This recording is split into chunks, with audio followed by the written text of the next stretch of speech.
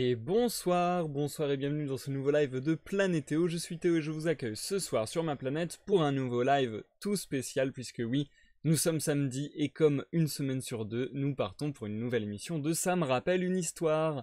Le thème de ce soir sera le thème mythe. Je vais m'en aller vous expliquer plus en détail de quoi il s'agit dans quelques instants. Tout d'abord, bonsoir à ceux qui me rejoignent en live. Bonsoir Momo X555. Je dirais Momo, ça sera plus simple. Merci de nous rejoindre, ça fait plaisir. Je t'ai croisé chez Cora sur son Discord et tout, ça me fait plaisir de voir que tu viens par ici. Merci aussi de nous rejoindre Deux, Petit Poulpe Dissident.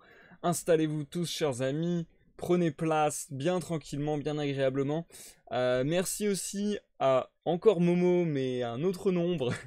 Momo 64240 d'avoir follow pendant que j'étais en off, ça fait plaisir, merci beaucoup. Installez-vous bien tranquillement chers amis, on va parler brièvement avant de démarrer à proprement parler la création d'histoire, puisque je m'en vais vous rappeler ce que sont ces émissions, ça me rappelle une histoire. Donc si vous nous regardez en rediffusion sur YouTube et que vous savez déjà de quoi il en retourne et que vous voulez passer cette introduction, n'hésitez pas à vous rendre dans la barre de lecture de la vidéo ou dans la description. Il y a des timecodes et un chapitrage vous permettant d'occulter l'introduction et d'aller directement aux histoires. Installez-vous bien chers amis, bonsoir les couteaux portes, prenez à boire, à manger, on a encore un peu de temps avant de démarrer. Je vous souhaite de passer un agréable moment en ma compagnie, santé à tous. Et je vais commencer par rappeler brièvement comment fonctionne le concept « Ça me rappelle une histoire ». Ça me rappelle une histoire, c'est très simple, à partir du moment où je prononce ces paroles, à partir du moment où je prononcerai la phrase « ça me rappelle une histoire » et que je commencerai à raconter une histoire, je vous mentirai. Dès que je dis cette phrase, je commencerai à totalement improviser, totalement affabuler une histoire qui me sort par la tête. Je dirai absolument tout ce qui me vient, entre guillemets, ça sera vraiment de la totale impro. Totale impro, pas tout à fait, puisque je vais aussi m'aider dans mon improvisation de vos suggestions que vous pouvez faire dans le chat grâce au point de chaîne que vous trouvez juste en dessous du chat Twitch. Les points de chaîne sur ma chaîne se nomment les particules de rêve et avec 200 particules de rêve vous pouvez demander, réclamer une situation initiale. Donc vous me mettez une petite phrase pour me donner un point de départ à l'histoire. Ensuite, pour 200 points également, vous pouvez me demander un élément dramatique ou ajouter un élément dramatique à l'histoire. Donc là, ça va être à vous de voir. Ça peut être autant quelque chose de très abstrait comme amour, comme quelque chose de très concret. Par exemple, je sais pas moi, une épée ou quoi que ce soit. Ensuite, il y a la récompense name dropping pour 100 points de chaîne. Le name dropping, ça va tout simplement consister dans le fait de réclamer le nom d'une arme, le nom d'une arme, qu'est-ce que je dis, en gros c'est un nom propre, donc le nom d'un personnage, le nom d'un lieu, le nom d'un artefact, d'un objet mystique, j'en sais rien, ce genre de choses. Et enfin, il y a également la récompense Tu te trompes pour 250 points, que j'ai limité parce qu'il y a certains... Enfin, c'est pas qu'il y a eu des abus, hein, je vous avais laissé la possibilité, c'est juste que au fur et à mesure du temps et au fur et à mesure des émissions, je vois ce qui peut poser problème et ce qui peut, disons, ce qui peut être amusant et ce qui, au contraire, peut vraiment trop obstruer l'avancée de l'histoire. Et donc, j'ai décidé de passer la récompense Tu te trompes à seulement 5 occurrences maximum par live. Ce qui est déjà beaucoup en vérité parce que souvent ça me met bien dans le pétrin. Donc voilà, si vous voulez me mettre un peu dans le pétrin, vous pouvez me balancer un Tu te trompes et je devrais revenir sur ce que je viens de dire. Un peu dans la même logique, il y a également une autre récompense qui n'est pas encore débloquée, mais que je débloquerai plus tard dans la soirée, qui se nomme Fin prématurée. Je la débloquerai grosso modo à partir de 15 minutes d'histoire environ, et donc c'est l'occasion pour vous de me dire bon bah moi j'en ai marre de cette histoire, on a fait le tour, je veux passer à autre chose, ou encore une fois tout simplement de me mettre un petit peu en difficulté en me disant comment il va s'en sortir, sachant que après fin prématurée grosso modo je me donne 10 à 15 minutes pour terminer l'histoire. Voilou, c'est à peu près tout pour les règles générales de cette émission, ça me rappelle une histoire. Je les répète à chaque fois, mais je pense que c'est pas plus mal. J'ai l'impression que le site a changé. Ah ouais, le site a carrément changé. Du coup, ça m'emmerde. Le site a changé, enfin les récompenses, l'affichage des récompenses Twitch a changé. Du coup, ça m'emmerde parce que bah, ça va plus tellement avec ce que j'avais jusqu'à présent. Alors attendez, est-ce que je vais pouvoir faire un truc plus sympathique? Ah ouais, mais ça m'emmerde en fait. Ça m'emmerde grave. Attendez, on va tenter ça. On va tenter ça. Désolé, hein. D'habitude, ce genre de choses, j'essaie de pas le faire en live, mais là, c'est totalement inattendu. Oh non, mince, je me trompe de touche. Voilà, c'est ça.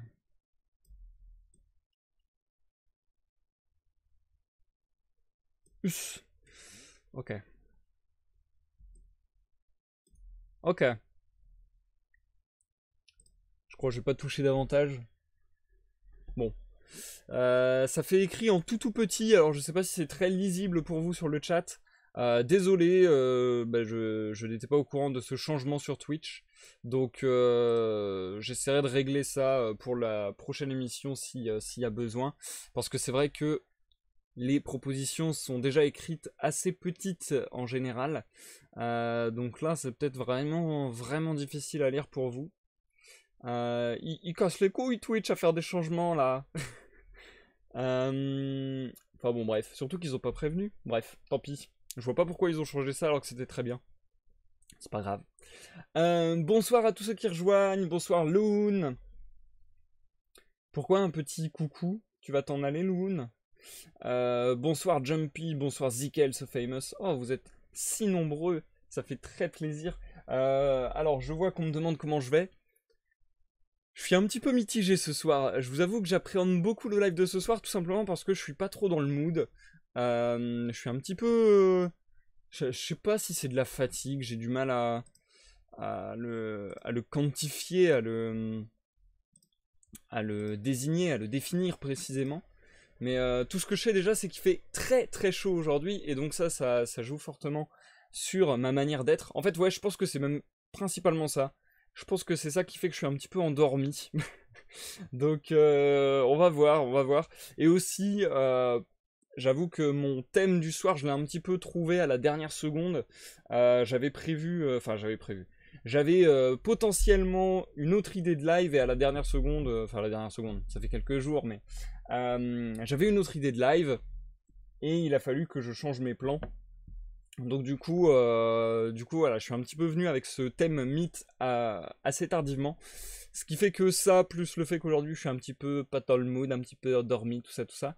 Ben, j'espère que je vais réussir parce que du coup ouais, je suis beaucoup plus à l'arrache que d'habitude, mais du coup ça me stresse d'autant plus.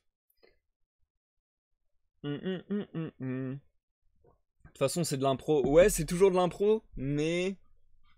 C'est quand même très différent, enfin je sais pas comment expliquer. Il y a de l'impro où t'es prêt et il y a de l'impro où t'es pas prêt. Surtout que le thème de ce soir est très particulier, très complexe, puisque je vais, comme pour je ne sais plus quelle émission, vous lire précisément ce qu'est un mythe, vous lire précisément la définition de ce qu'est un mythe, de ce genre littéraire, parce que en soi on pourrait dire que c'est un genre littéraire. Les infos que je vous donne viennent de Wikipédia, mais elles sont assez claires et je pense que ça donnera une vue globale à tout le monde pour voir un petit peu vers quel genre de choses on va aller ce soir, sachant que je vous fais confiance pour vos récompenses d'aller un peu dans le sens de l'histoire. Après, ça peut être plus large que le thème mythe, hein. C'est bien aussi justement de faire des mélanges de genres, de faire des trucs inattendus, etc. Mais si je vois vraiment qu'il y a des choses qui sont soit inconciliables avec le mythe, soit qui sont pas correctes sur des sujets qui sont un peu touchy ou qui me plaisent pas spécialement, à ce moment-là, enfin qui me plaisent pas spécialement dans le sens où je les trouve touchy justement, à ce moment-là, je me réserve le droit de ne pas les accepter, mais bon. pour le moment, j'ai, je pense, été plutôt sympa. Je pense que j'ai à peu près tout accepté. C'est rare qu'il y ait des trucs qui m'embêtent, au point que je veuille le supprimer. Du coup, qu'est-ce qu'un mythe ? Un mythe est une construction imaginaire qui se veut explicative de phénomènes cosmiques ou sociaux, et surtout fondatrice d'une pratique sociale en fonction des valeurs fondamentales d'une communauté à la recherche de sa cohésion. Il est porté à l'origine par une tradition orale qui propose une explication pour certains aspects fondamentaux du monde et de la société qui a forgé ou qui véhicule ces mythes. La création du monde, cosmogonie, les phénomènes naturels, le statut de l'être humain, et notamment ses rapports avec le divin, avec la nature, avec les autres individus, et la genèse d'une société humaine et ses relations avec les autres sociétés. L'étude des mythes et la mythologie, tout le reste, je pense que ce sont des termes qui vont un petit peu se recouper, un petit peu se répéter. Donc je vais pas forcément prendre le temps de tout lire. Mais voilà, je pense que vous avez grosso modo une idée assez précise de ce que j'attends ce soir. Comme je le disais, c'est un mythe.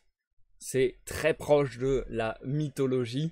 Donc je pense que grosso modo, si vous pensez mythologie, vous êtes tout à fait dans le type d'histoire que je vais tenter d'improviser ce soir. J'ai pas écouté la définition Zikael, ce troll. Et du coup, je pense qu'on va pouvoir commencer. Je vous ai déjà dit santé, ouais, je vous ai déjà dit santé. Le mec essaie d'être trop poli. Quoique si. Avant qu'on commence, je vais vous parler d'autre chose brièvement. De l'avenir de cette émission. Puisque cette émission a lieu toutes les 2 semaines. On va déjà arriver bientôt à l'épisode 10. Je crois que ce soir, c'est l'épisode 9, si j'ai pas de conneries. Donc on arrive très très proche de la fin. Enfin de la fin. De l'épisode 10 que je considère être un peu le final de la première saison. En tout cas, c'est comme ça que je le pense ces derniers jours.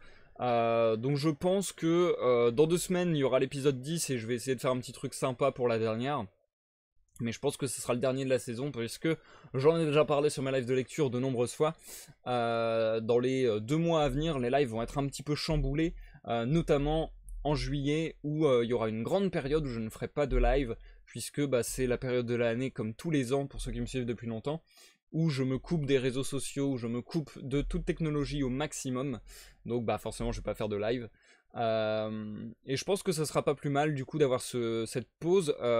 C'est une émission que j'ai très à cœur et que j'apprécie beaucoup. Franchement, elle me fait grave plaisir cette émission et je suis hyper hypé de la faire. Et justement, j'ai envie de la garder qualitative, j'ai envie de la garder aussi excitante. Donc j'ai pas envie de trop snowball, j'ai pas envie de faire trop d'émissions. Aussi tout simplement, alors ça c'est bizarre ce que je vais dire, mais tout simplement, ça m'assèche entre guillemets l'inspiration. C'est-à-dire que depuis que j'ai commencé cette émission, je pense que paradoxalement, je suis beaucoup moins créatif. C'est-à-dire que depuis que j'ai commencé cette émission, en dehors des émissions, je n'écris plus ou plus beaucoup. Je n'invente plus beaucoup de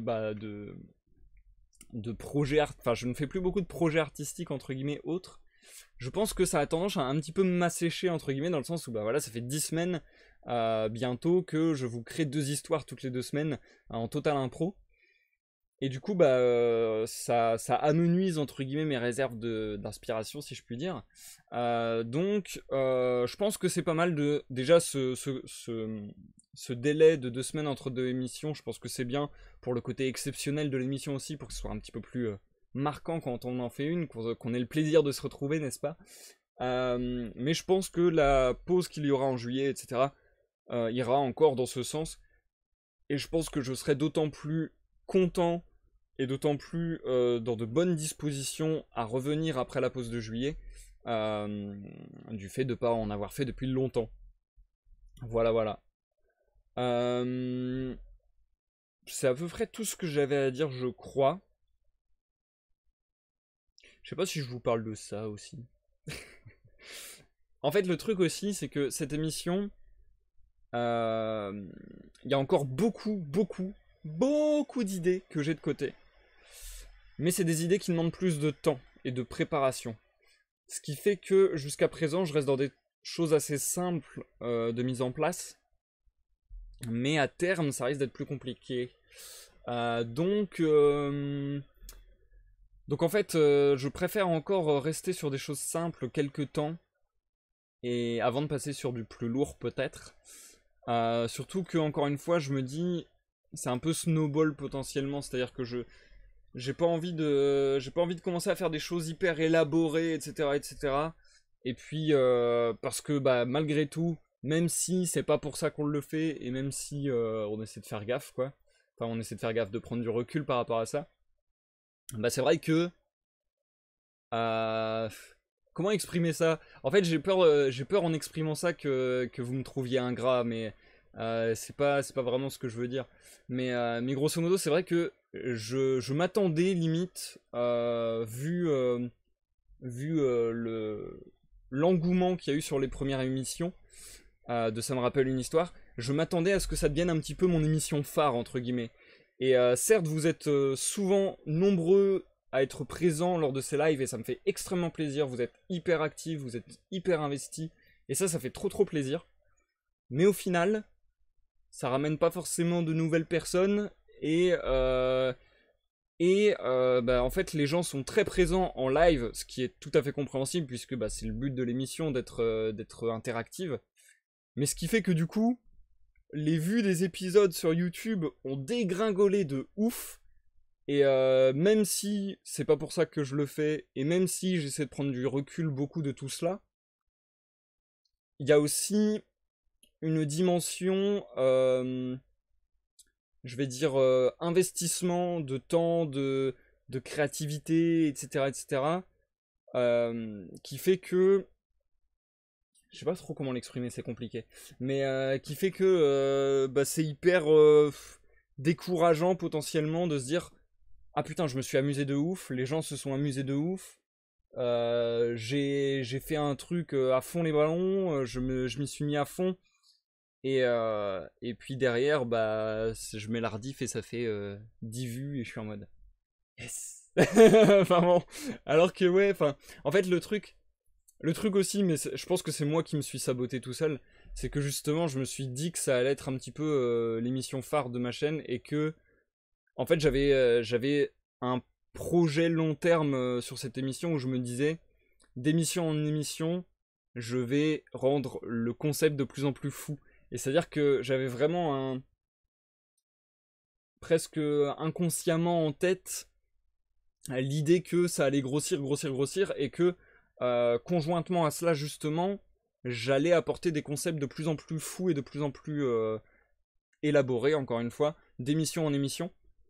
Et du coup, du fait que ça n'ait pas forcément pris autant que je l'aurais pensé, bah peut-être que j'ai un petit coup aussi de down où je me dis, oula, commence pas à faire tes concepts élaborés qui vont te prendre je ne sais pas combien de temps de travail, alors que ça va pas forcément avoir des retombées supplémentaires.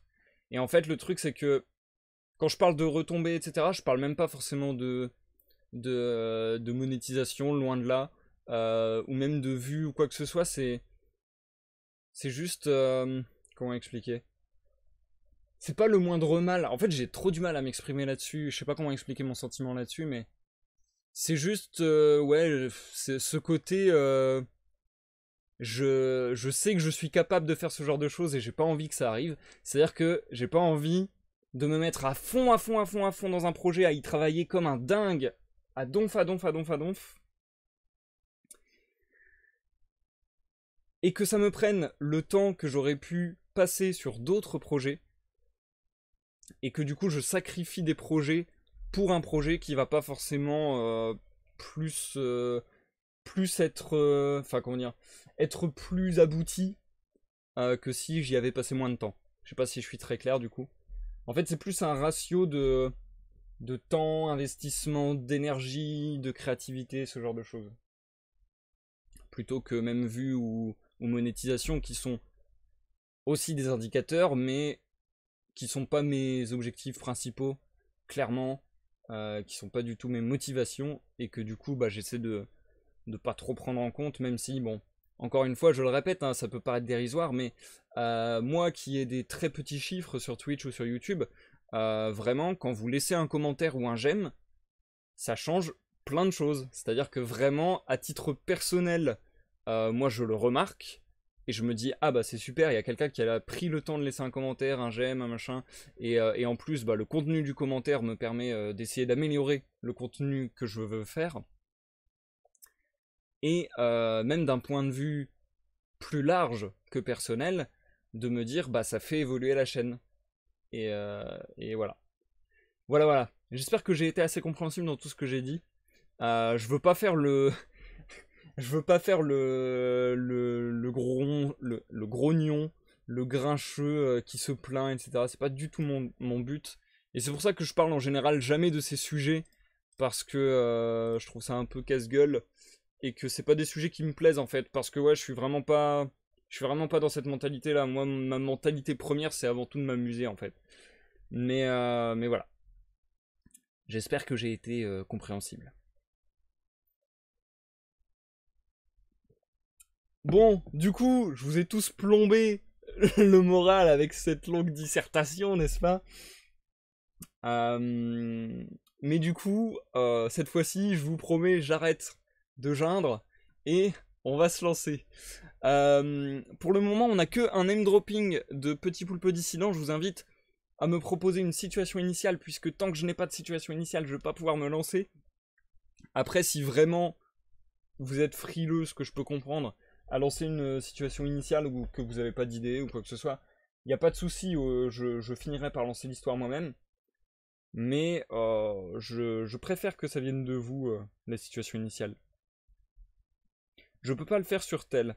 Ah ouais, c'est vrai que sur téléphone, les points de chaîne ne fonctionnent pas, je crois. C'est un peu embêtant.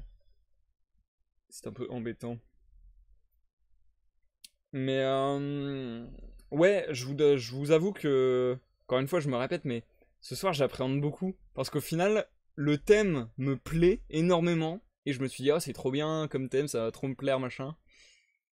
Et en fait, je trouve ça hyper complexe. Au final. Un centaure est atteint de cécité. Oh! Oh! Ok. Ok, merci pour la situation initiale, l'écoute aux portes. Ok. Ça va être pas mal. Ok. Je viens déjà d'avoir une idée de dingue là-dessus. Enfin, une idée de dingue. Le mec qui exagère pas, tu sais. Mais ouais, j'ai déjà une petite idée. Ok, bref, avant que je ne commence à trop réfléchir et à déjà trop développer l'histoire en tête, parce que c'est pas le but c'est d'improviser sur le moment, je vais me lancer.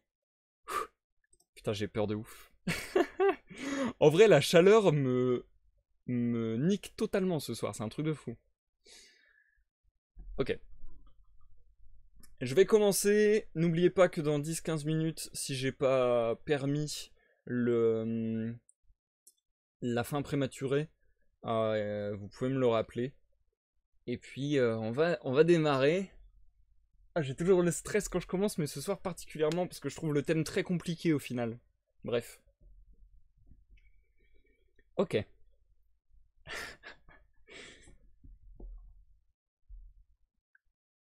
Ça me rappelle une histoire, ce que me dit l'écoute aux portes. L'histoire d'un centaure atteint de cécité. En effet, l'écoute aux portes, je pense que bah, tu connais cette mythologie. Alors un centaure atteint de cécité, peut-être que vous vous dites ah bah centaure c'est plutôt la Grèce, c'est plutôt ce genre de mythologie. Euh, en vérité non. Il s'agit d'une mythologie, je pense, qui n'est pas très connue. Je pense pas qu'on la trouve dans les bouquins, je trouve pas qu'on nous l'apprenne à l'école. En tout cas, moi je l'ai appris de par mes propres recherches. Et en fait, je vais vous parler de quelque chose qu'on n'aborde absolument pas en cours, mais qui pourtant est très très intéressant, qui est la Rome-Égypte antique. En fait, il y avait quelque chose de très particulier de très très particulier, qui se nomme la Rome antique, pardon, c'est pas facile à dire. Et en fait, vous connaissez certainement Rome, vous connaissez certainement tout ce qui va être mythologie romaine, mythologie grecque, on va dire latine grosso modo, même si c'est pas tout à fait les mêmes termes, mais bon, j'englobe des termes qui ne doivent pas être englobés les uns les autres, mais bon, bref. Vous connaissez très certainement l'Égypte antique. Vous connaissez, je pense, très certainement la plupart des panthéons de l'Égypte et des panthéons de la Rome et de la Grèce. Là, je vais vous parler de la Rome-Égypte antique. La Rome-Égypte antique, c'est quelque chose de tout à fait particulier puisque... Pourquoi tu es parti mourir de rire dans ton coin, petit poulpe dissident, je ne comprends pas. Mais du coup, la Rome-Égypte antique, c'est quelque chose de tout à fait particulier. En fait, on retrouve ça dans certains écrits et dans certaines stèles très très précises. Et bah écoutez, j'y ai moi-même travaillé, donc c'est de ça que je vais vous parler. Je sais même pas vraiment dire s'il y a beaucoup d'autres sources. Mais grosso modo, je vais vous parler d'un voyage que j'ai fait en Italie, mais que j'ai fait également en Égypte. Puisque en fait, il existe, j'ai envie de dire, un artefact très, très compliqué et pourtant très simple. D'ailleurs, je me demande pourquoi on n'en a pas entendu parler dans les journaux ou quoi que ce soit.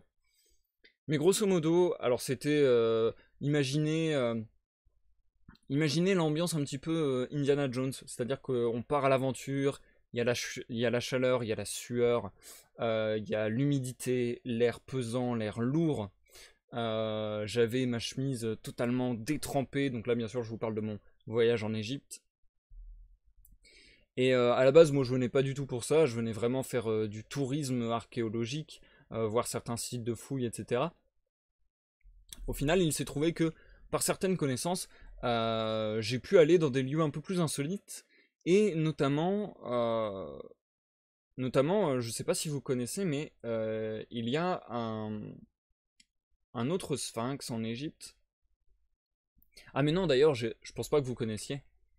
En fait, j'ai pas envie de dire de conneries. Dans le doute, je vais pas vous dire son emplacement, parce que en vérité, il me semble que c'est un lieu interdit et j'ai pas envie de vous faire aller sur des lieux interdits, j'ai pas envie de vous prescrire de faire des choses illégales, donc je vais pas en dire plus, mais il y a un endroit en Égypte où il y a un autre sphinx très connu, qui est très très semblable au sphinx que vous connaissez certainement tous.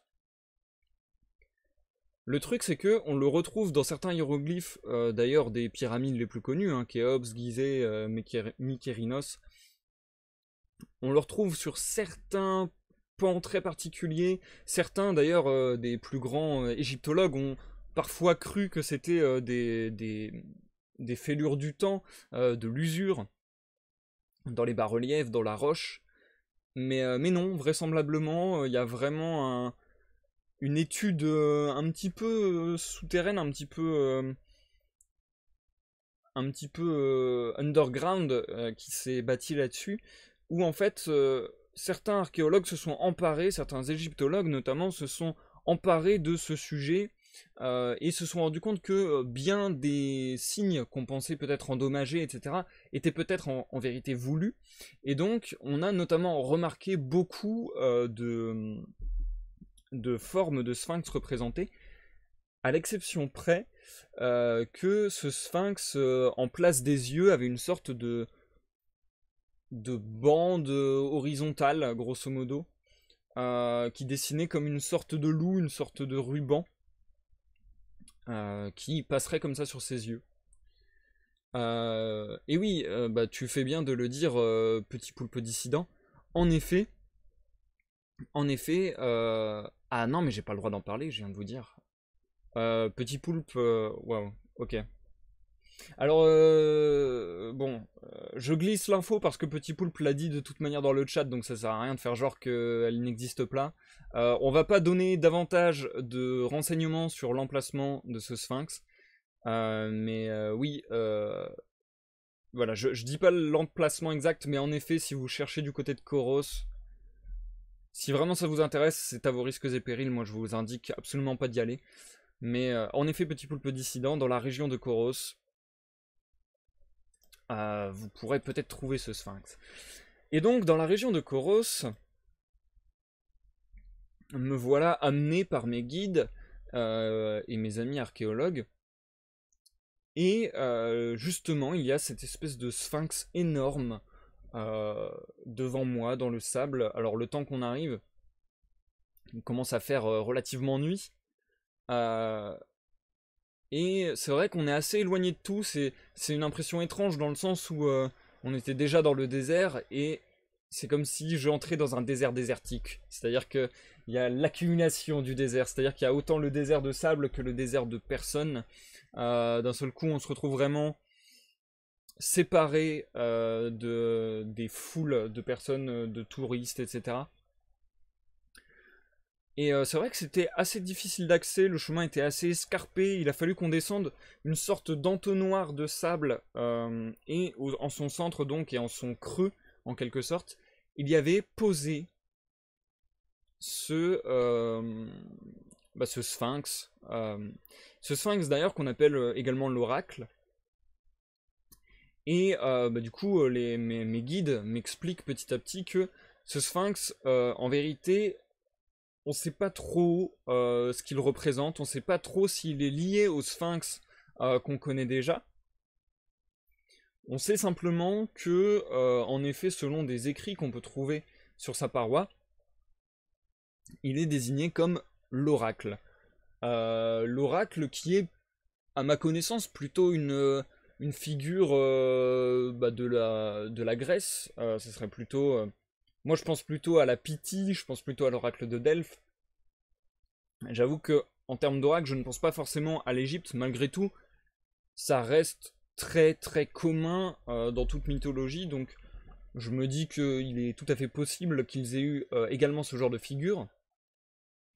Et donc l'oracle, on s'en approche et il y a quelque chose de très étrange avec cette statue, c'est-à-dire que, comme je le disais tout à l'heure, et cette fois-ci, non pas en représentation hiéroglyphique, mais de visu, en sculpture grandeur nature et de grandeur vraiment magistrale, c'est un bâtiment vraiment gigantesque. Ceux qui ont vu le Sphinx, d'ailleurs, IRL, je sais que certains ont tendance à le trouver assez petit, et je ne sais pas si l'oracle est un sphinx spécialement plus grand, mais en tout cas on en a l'impression, c'est-à-dire qu'on a vraiment l'impression d'une force étrange, je dirais peut-être pas occulte, je dirais peut-être pas jusque là, mais il y a une sorte de magnétisme dans l'air, et on se trouve directement aspiré par son, par son aura. Si bien d'ailleurs que, un petit peu à la manière de la Joconde, on a l'impression que toujours il nous suit du regard. Et pourtant, vous l'avez compris, il a un énorme ruban sur les yeux. Ce qui est assez perturbant, ce qui est même d'autant plus perturbant. Et donc on tourne un petit peu autour, on se rend compte que ce qui semble de loin être des sortes d'entailles, comme pour peut-être représenter une sorte de pelage, d'ailleurs comment dire, que cette partie très lisse qu'on peut avoir sur le sphinx qu'on connaît tous, là on est vraiment sur quelque chose qui semble très détaillé, qui semble saccadé de coups, et en vérité quand on s'approche on se rend compte que de nouveau ce sont des tonnes de hiéroglyphes, mais il y a aussi dans ces hiéroglyphes comme un mélange de signes de d'autres régions, d'autres endroits, et étonnamment des signes qui représentent vraisemblablement, en tout cas qui se rapprochent assez fortement de signes grecs. Donc il y a vraiment tout un monde qui se construit là-dessus, enfin qui se rencontre sur ce monument. C'est vraiment une écriture cosmopolite qui va autant prendre de l'écriture hiéroglyphique que de l'écriture de l'alphabet grec, que de l'écriture même plus actuelle d'ailleurs, ce qui est assez inouï aussi. Alors pour beaucoup, tout ce que je vous raconte là, pour beaucoup de scientifiques, c'est du charabia, enfin c'est du charabia, c'est même pas du charabia, c'est même carrément du bullshit. C'est-à-dire que beaucoup de scientifiques refusent totalement ces théories, refusent totalement ces histoires, refusent même, alors qu'ils ne l'ont pas vu de leurs yeux, ce qui est un petit peu comment dire, à remettre en cause de la part de scientifiques. Ma foi, les scientifiques ont plutôt le goût de la curiosité de voir et de vérifier les choses.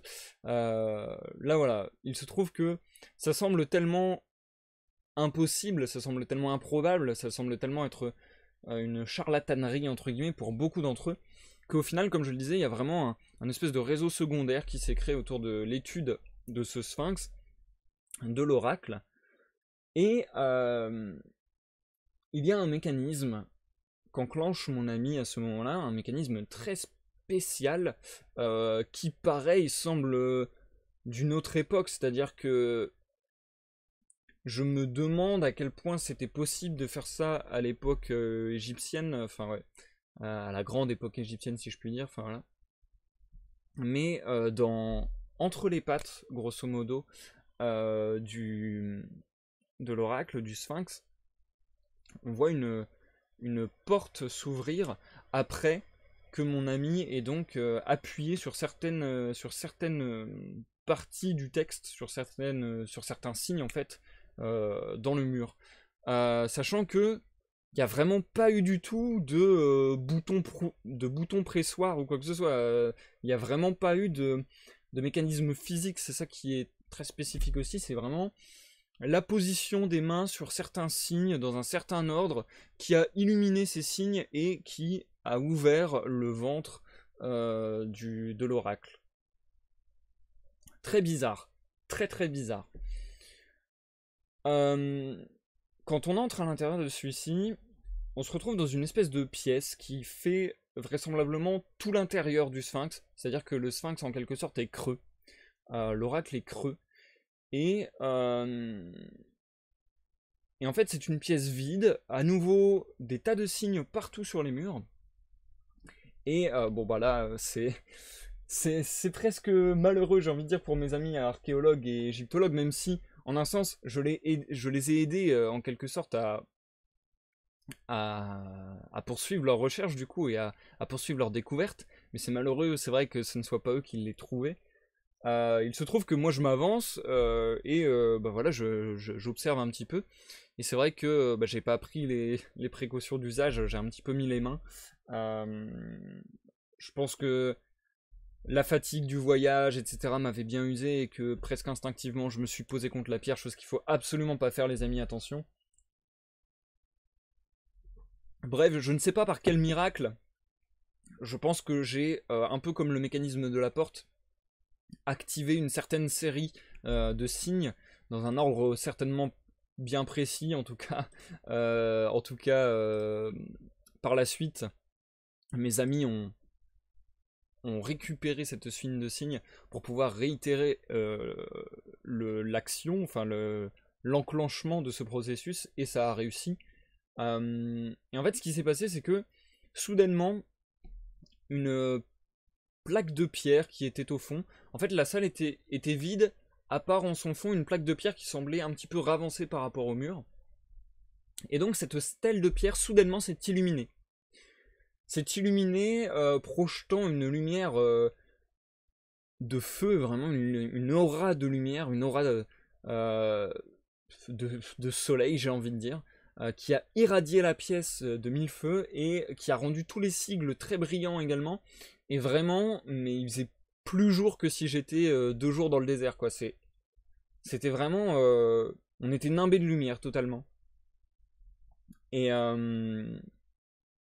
et donc on s'approche, on se demande ce qui se passe, on doit même un petit peu se couvrir les yeux parce que c'est vraiment presque agressif pour la rétine. Et en fait, ce qui s'est passé, c'est que plus on s'est approché, plus on s'est rendu compte que ça agissait comme un miroir. C'est-à-dire que on se voyait dans cette pierre, moi et mes amis, et à la fois c'était très particulier puisque on n'avait pas forcément le même accoutrement, on n'avait pas forcément les mêmes vêtements, les mêmes dispositifs, si je puis dire, installés sur nous. Et ça, c'est vrai que c'était un peu troublant déjà, même très troublant. Je pense que ça nous a, enfin, on a mis quelques temps déjà rien qu'à se remettre de cela. Et, euh, et en fait, après de longues observations, parce que vraiment on est resté interloqué devant ce miroir, on est resté des minutes, si ce n'est des heures, cloîtrés dans ce sphinx à essayer de comprendre ce qu'on était en train de voir et comment cela était possible en fait, parce qu'une technologie de cet ordre à cette époque, ça parle à absolument personne. Même à notre époque, ça semble incroyable et impossible. Donc, pour vous dire le choc et la stupéfaction sous laquelle on se trouvait à ce moment-là. Et donc, ce miroir, somme toute magique, ou en tout cas d'une technologie très très avancée et qu'on ne connaît pas, en fait, je me rends compte, après de longs moments d'observation, que les sigles, que la terre, que les murs ressemblent beaucoup, mais ne sont pas identiques. Ça ressemble vraiment fortement, mais c'est pas identique. C'est pas exactement les mêmes sigles sur les murs. C'est pas exactement la même pierre, c'est pas exactement le même sol. Et je me rends compte que, bah, au final, ça semble être un miroir très déformé, au final. C'est un miroir magique dans lequel on arrive à se voir sans souci, mais qui autant déforme notre image que déforme le décor. Enfin, c'est très particulier. C'est comme si on avait récupéré notre image et que on avait apposé des effets 3D, des fonds verts. Ou... Enfin, c'est très très particulier comme sentiment, puisque, je le répète, on est sur des époques qui vraisemblablement ne présentent pas ce genre de technologie, et que même à notre époque, pour que je croie à ce genre de technologie et que je sois happé par ce genre de technologie, faudrait que je sois à Hollywood avec avec des professionnels et que je me dise ah ok là ils ont le matos, etc. Enfin c'est pas quelque chose de facilement reproductible quoi. Et Jumpy qui me fait savoir que je me trompe. Alors sur quoi je me trompe? Attendez, j'essaie de me rappeler tout ce que je viens de dire. Parce que je vois pas sur quoi je me trompe, Jumpy. Hum, Attendez, qu'est-ce que j'ai dit? Ah oui! Ah oui, d'accord. Ah oui, d'accord. Non mais c'est vrai, t'as raison de me signaler ça. Oui, je me suis peut-être un peu emporté dans ma phrase, oui. J'ai dit que le sol, la pierre et les signes étaient différents. C'est vrai que la pierre était identique. Autant le sol et les signes étaient différents, nos vêtements étaient différents, mais la pierre était identique. Et c'est vrai que ça semble avoir son importance, peut-être pour la suite. En tout cas, c'est une des pistes de recherche et de réflexion qu'ont mes amis archéologues. Mais la nuance est très importante en effet, Jumpy, puisque bah justement, on poursuit nos recherches là-dessus. Enfin, en tout cas, mes amis, moi je suis personne hein, là-dedans. Continuent leurs recherches là-dessus, puisque en effet, il semble que, peut-être ça soit l'une des clés du fonctionnement de tout cela. Que la matière ait son vrai intérêt, son vrai. Comment dire? Son vraie utilité. Son vraie utilité, j'ai dit, ouais. Sa vraie utilité dans le processus. Et donc, après quelques temps encore,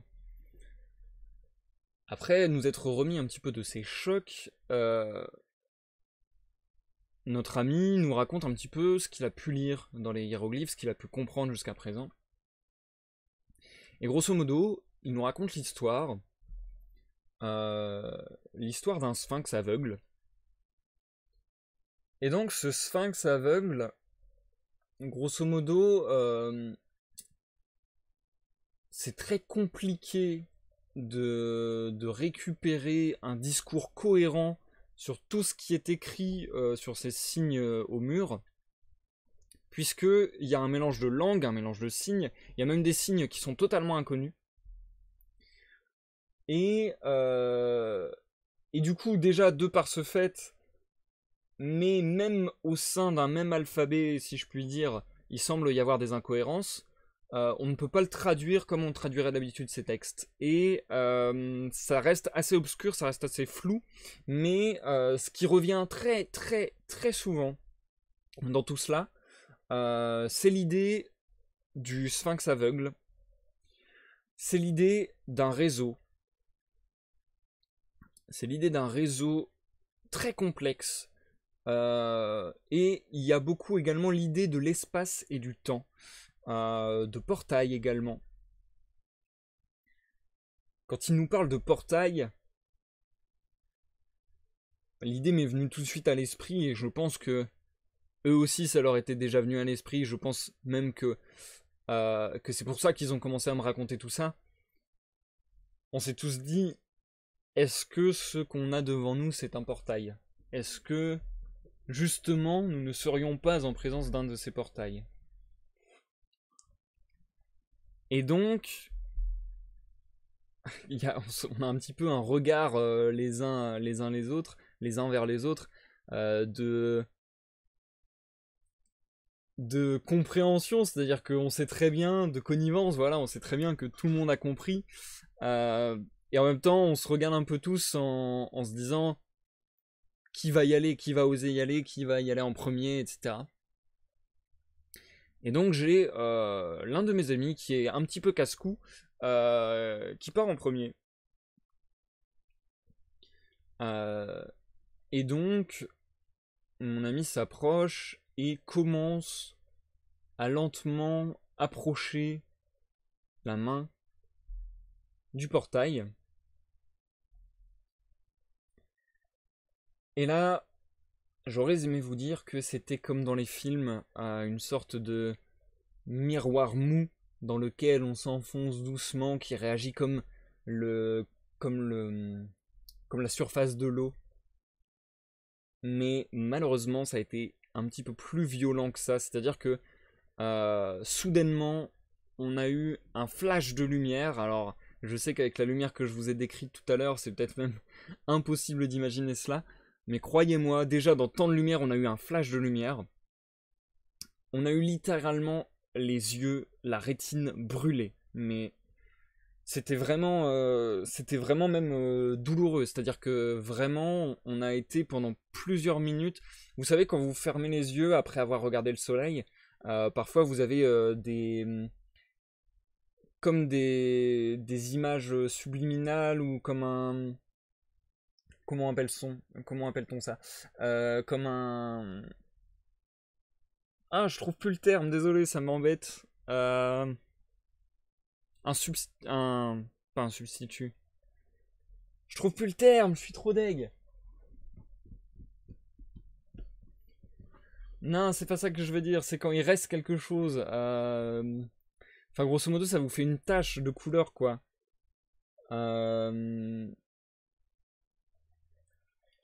Un reliquat, c'est pas vraiment ce que je veux dire non plus. Mais grosso modo, voilà, c'est ça qui nous est arrivé, c'est que parfois vous regardez le soleil, vous fermez les yeux et vous continuez à voir l'image. Bah là, c'est un petit peu ça qui nous est arrivé, mais sous forme de flash. C'est-à-dire qu'on avait beau fermer les yeux, on voyait rouge pétant, rouge, rouge agressif, comme si on voyait en fait la peau de nos paupières de l'intérieur. C'est un peu dégueulasse, désolé pour le détail. Mais ouais, c'est vraiment pour vous décrire le résidu, c'est peut-être ça que je voulais dire tout à l'heure, je sais plus. Enfin bon, bref. Mais vous voyez un petit peu pour vous dire la force du flash. Et chose encore plus étrange, c'est qu'on a mis plusieurs secondes à se remettre de cela, même presque une minute je dirais. Et lorsqu'on a ouvert les yeux, la salle était entièrement noire. Un vestige, flashback, c'est pas vraiment ce que je voulais dire Zactel et Nuitzer, merci de nous rejoindre en tout cas. C'est pas vraiment ce que je voulais dire, non. Je retrouve plus le mot, c'est pas grave, tant pis. Et donc voilà, on a mis quelques secondes, quelques minutes presque, à revenir de ce flash. Et tout est revenu à la pénombre. Et là on a Surya, Surya qui était en fait la fille de la personne qui venait d'aller au miroir en fait. Et, ou au portail, je sais pas trop comment appeler ça. Et donc Surya,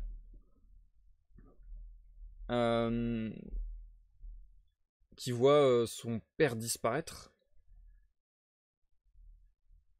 est prise de panique littéralement. C'est une enfant, voilà, elle comprend pas bien ce qui est en train d'arriver. Déjà jusqu'à présent c'était merveilleux, mais encore à la limite elle trouvait ça beau. Là elle est en pleurs, elle a une crise, c'est vraiment, ça fait mal au cœur. Et nous on est tous dans l'incompréhension et dans la peur. Surya qui réclame qu'une chose, c'est d'entrer dans le miroir. Elle se jette sur le miroir, on essaie de la retenir, mais elle était plus proche que nous. Elle se jette sur le miroir, rien ne se passe. Et il semble d'ailleurs que ce soit redevenu une espèce de stèle de pierre. Et il n'y a pas eu du tout de... Il n'y a plus du tout le reflet de nos personnes dans cette stèle. Là, on est vraiment... désolé, excusez-moi du mot, mais on est vraiment dans la merde. C'est-à-dire que... soudainement, ça prend une tournure dramatique. On ne sait pas ce qui s'est passé, on ne sait pas comment ça s'est passé, on ne sait pas comment le reproduire. Alors on a certes réécrit la suite de symboles qui permet d'actionner le système. Depuis on l'a vérifié. Si on l'avait fait à ce moment-là, certainement qu'on aurait pu directement recommencer. Mais on l'a su que par la suite. Et à ce moment précis, on était dans un choc complet. On était face à des événements si grands, si impérieux, enfin si incompréhensibles en fait, que on savait pas comment réagir. On s'est occupé de Zoria. Ça a été notre point de comment dire, notre point d'intérêt le plus important. Et donc, on est reparti, on a refermé la porte, etc. Et on a décrété qu'on reviendrait bien sûr le lendemain refaire des recherches, mais voilà où nous en avons été à ce moment-là. Il s'est passé ensuite plusieurs jours durant lesquels on a continué nos recherches. On a fait très attention, c'est-à-dire que plus jamais on a posé nos mains sur des signes au pif, parce que voilà, on sait pas ce que ça peut déclencher, on sait pas ce que ça peut faire. Par contre, on a continué à traduire, à essayer de mettre en corrélation un petit peu les signes et ce qu'ils voulaient dire. Ça a duré plusieurs jours, et quelques jours après, on reçoit un appel de notre camarade disparu. Et il nous explique tout ce qui lui est arrivé depuis. Et c'est là où nous avons mis en commun nos connaissances. Et c'est là, j'ai envie de dire, le point de la naissance presque de la mythologie Rome-Égypte antique. En tout cas, pour le moment, c'est le nom provisoire. Puisque notre ami nous appelait directement d'Italie. Et ça faisait plusieurs jours qu'il était en train de sortir de dédales infinis. Il était sous terre, c'était un labyrinthe souterrain. Il a parcouru de nombreux kilomètres pour enfin pouvoir revenir à la surface. Et du coup, aller à la civilisation, j'ai envie de dire. Et en fait, c'est très intéressant tout ce qu'on a découvert, puisque bon, bah, déjà, euh, ça faisait du bien de pouvoir dire à Surya que son père n'était pas mort dans d'affreuses souffrances. Et en fait, ce qui s'est passé, c'est que notre cher ami avait été emmené à Rome, dans des souterrains inconnus jusqu'alors, et il est sorti d'une pièce, la porte s'est refermée derrière lui, il a eu l'impression d'être observé, il a relevé les yeux, et en relevant les yeux, il a vu que le regard qui le fixait était le regard d'un sphinx aveugle à nouveau, sauf que il apparaissait beaucoup plus clairement dans ce contexte, avec les fresques alentours, etc., qu'il ne s'agissait pas d'un sphinx, mais d'un centaure. Est-ce que on interprète le fait que ça soit un sphinx parce qu'on est en Égypte? Est-ce qu'on interprète le fait que ça soit un centaure parce que on est en Rome? On est à Rome. Je ne saurais le dire. Est-ce que on parle de la même créature? Est-ce que au final il n'y a pas une corrélation et peut-être une mythologie complète, une culture même peut-être qu'on ne connaît pas entre eux, ou peut-être une mythologie un petit peu secrète, comme vous savez, par exemple, je dis n'importe quoi, mais les Illuminati, etc. Voilà, est-ce qu'il y avait peut-être pas justement une sorte de culte un petit peu plus secret, un petit peu plus caché ne pouvait l'être que ne pouvaient l'être les dieux habituels des panthéons habituels qu'on connaît. En tout cas,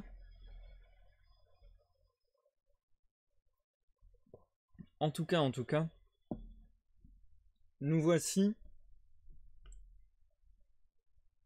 K et R, c'est ça que tu me dis, petit poulpe dissident? K et R, c'est ça que tu veux me dire?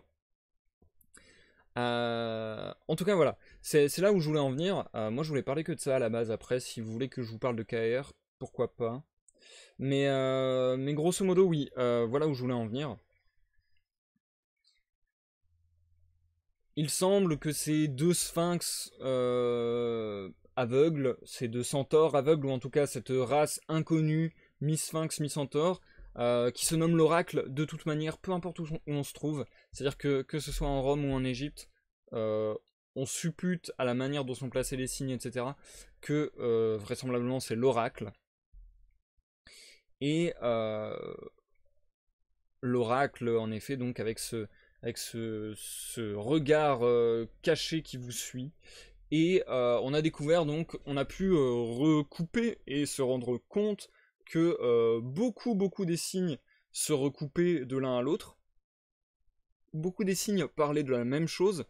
On est encore sur l'étude de tout cela, hein. Il y a peut-être des choses qu'on apprendra.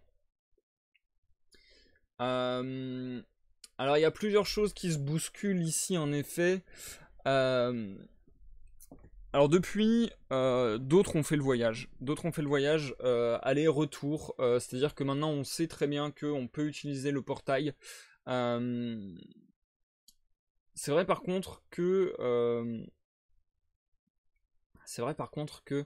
pour le premier à être passé, pour le père de... Pardon. Je retrouve plus son prénom, excusez-moi, vu que je balance plein de trucs depuis tout à l'heure. Voilà, pour le père de Surya, c'est vrai que ça c'est un petit peu compliqué comme nous le fait... comme nous le relève, pardon, Louhoun, puisque, en effet, depuis que il a utilisé le miroir, depuis qu'il a été transporté, sa vie semble se transformer un petit peu en cauchemar. Alors, après, ce sont des rumeurs, c'est-à-dire que c'est pour ça aussi que je veux pas forcément trop en parler, Loon, parce que ce sont malgré tout des rumeurs. Moi, j'ai du mal à imaginer que ce soit vrai, j'ai du mal à imaginer que ce soit quelque chose de plausible, dans le sens où jusqu'à présent, tous les autres chercheurs qui ont étudié cela, j'ai pas l'impression qu'ils ont été touchés de quelques mots que ce soit. Je pense que voilà, on est très marqué, surtout dans la culture populaire, par la malédiction des tombeaux d'Égypte, etc. Je pense que ce sont plus des affabulations qu'autre chose. Après, peut-être que lui, c'est vrai qu'il ressent. C'est vrai qu'il nous dit souvent ressentir une espèce de regard pesant sur lui constamment. C'est vrai que il nous dit souvent que. Alors moi déjà c'est quelque chose, mais bon ça c'est vraiment parce que j'ai des peurs débiles. Mais moi c'est quelque chose que je fais pas, par exemple de passer devant un miroir à minuit. Vous ne m'y prendrez jamais. Mais c'est vrai que lui, par exemple, maintenant quand on va chez lui, j'ai remarqué qu'en effet, quand on allait prendre le thé chez lui, absolument tous les miroirs étaient couverts de draps, etc. Donc, ouais. Il a quand même se développé une petite parano, je pense, une petite phobie, une petite psychose. J'espère pour lui que c'est faux, j'espère pour nous tous que c'est faux, parce que peut-être que je serais moi-même concerné dans ce cas-là, parce que bon bah j'ai fait moi-même le voyage plus d'une fois. Je saurais pas dire. En tout cas, voilà, ça c'est, j'ai envie de dire, un détail dans le sens où, pour le coup, on n'a vraiment pas de grandes preuves là-dessus. J'ai l'impression, pas de choses très définitives. Par contre, en effet, je peux aussi vous parler de KR, le dieu oublié. Pour le moment, on ne sait pas grand-chose sur KR. En fait, je voulais déjà vous raconter cette histoire de portail. Je pense que c'est déjà pas mal. Après, là, je vais plus vous lancer une piste que vous raconter vraiment l'histoire, parce que ce sont des choses qu'on commence à décrypter et à apprendre petit à petit grâce à ces signes, mais dont on n'a pour le moment aucune certitude. De toute manière, si les recherches se poursuivent, pourquoi pas revenir vers vous ultérieurement dans un live lointain, pour vous raconter un petit peu ce qui a pu advenir par la suite. Ça peut être intéressant. Mais c'est vrai que KR, le dieu oublié, c'est quelque chose d'assez spécial. D'ailleurs, j'ai pas envie de tomber dans la parano, mais maintenant que vous le dites, il me semble que c'est justement mon collègue, donc mon collègue pris de parano depuis tout à l'heure, je le désigne comme mon collègue, etc. Il s'appelle Amar, et, et donc mon collègue Amar, c'est lui justement qui étudie précisément KR, le dieu oublié. Parce que c'est une portion parmi vraiment tout ce qu'on a pu traduire. Donc, en fait, je suis en train de me demander s'il n'y a pas une corrélation entre ce que disait Loon. Je suis en train de me demander s'il n'y a pas une corrélation sur le fait que qu'il étudie KR, le dieu oublié, et le fait qu'il ressente justement cette angoisse, cette pression. Il faudrait peut-être que je lui reprenne les études, ou que quelqu'un du groupe reprenne les études à la place.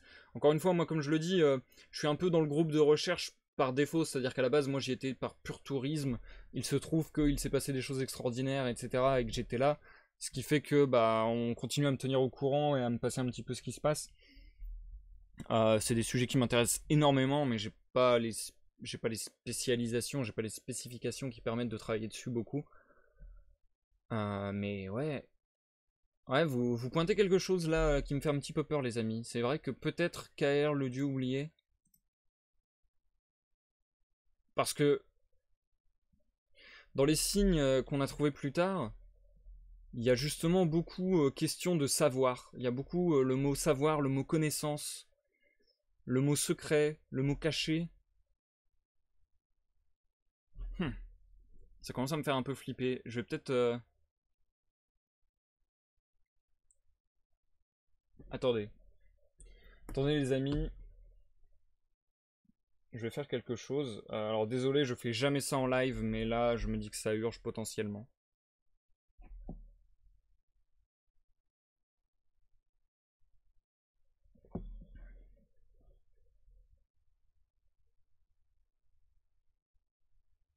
Allô?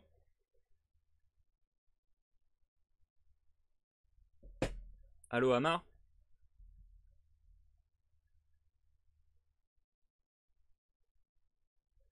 Ok. Attendez. Il répond pas. Ça fait une tonalité blanche. Enfin, ouais. Euh... Ok, je vais le rappeler et je vais laisser un message tout de suite.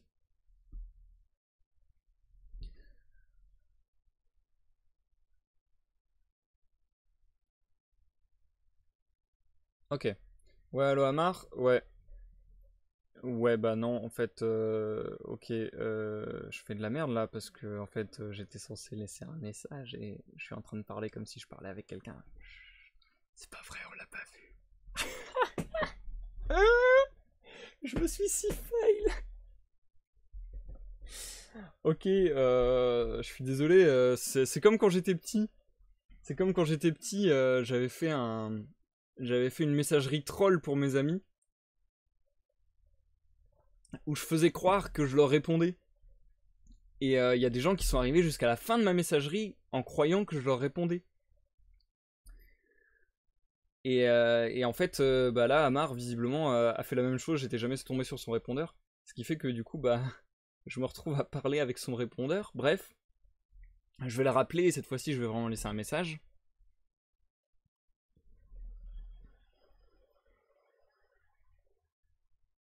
Non, il répond toujours pas, ça fait chier.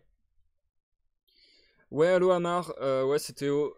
C'est juste pour te dire que j'ai réfléchi à tout ce qui se passait et je pense que je m'inquiète un peu déjà que tu me répondes pas, donc essaie de me rappeler le plus vite possible, faudrait qu'on parle de tout ça, de vive voix, ce serait plus facile pour échanger, etc.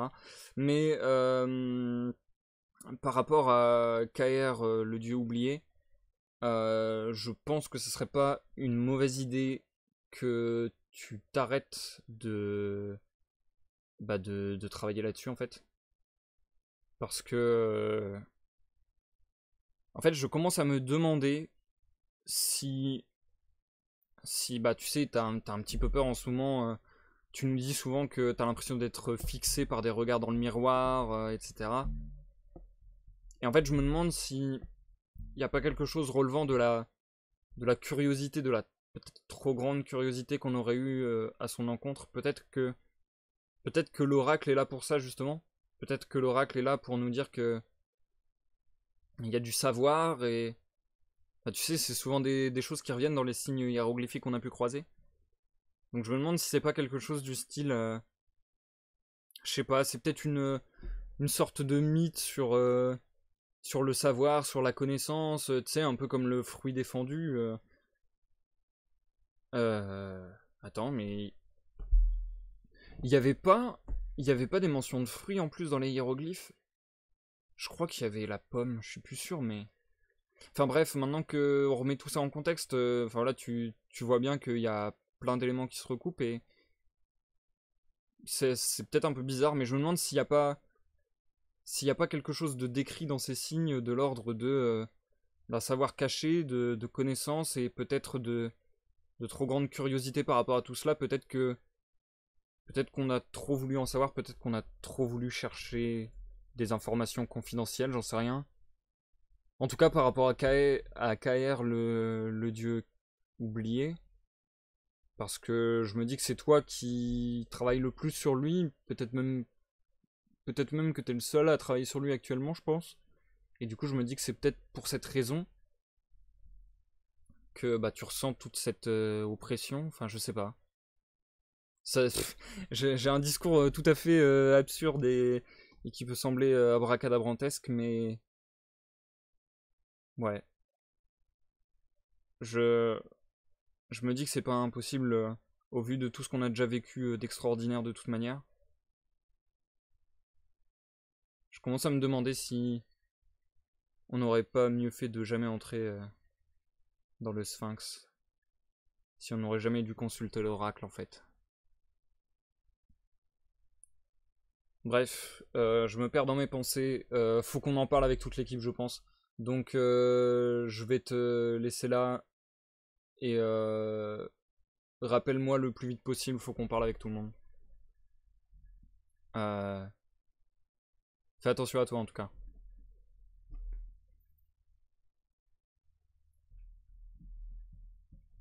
Ouais. Ok. Écoutez, je vais arrêter l'histoire ici, les amis.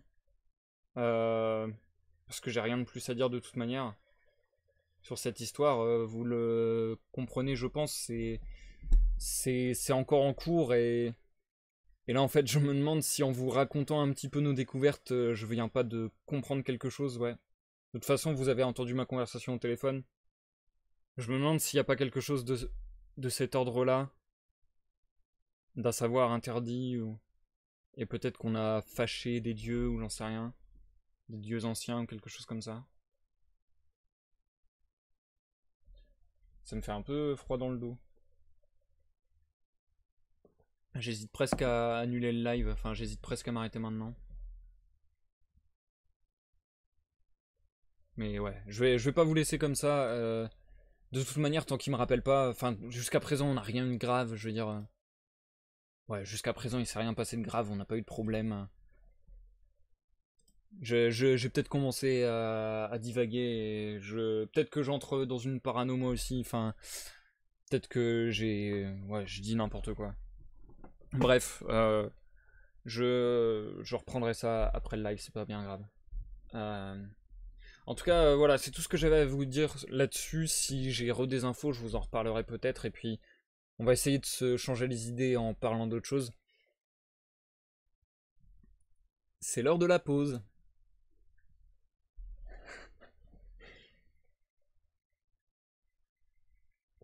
Alors, j'ai pas pu suivre tout ce que vous avez dit dans le chat.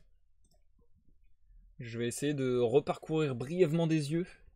Bonsoir Xélion, merci d'être passé. Je sais pas si c'est la première fois que tu viens sur les lives, je me rappelle plus. Non, je crois que tu es déjà venu. Et du coup, oui, bah voilà, parfait. La commande explique-moi qui t'explique tout. C'est parfait, c'est parfait. Oh, quel génie. Ah, mais non, arrêtez, arrêtez. Euh, Alors, l'histoire, j'en ai bien conscience, c'était peut-être un petit peu alambiqué, un petit peu complexe à suivre. J'espère que malgré tout, elle vous aura plu. J'espère qu'elle vous aura plu. Et comme je le disais, bah, la suite, peut-être un jour, s'il y a du nouveau. Mais c'est vrai que j'ai pas mal pataugé, j'ai un petit peu de mal à m'exprimer ce soir. Désolé. J'espère que ça vous aura, malgré tout, intéressé.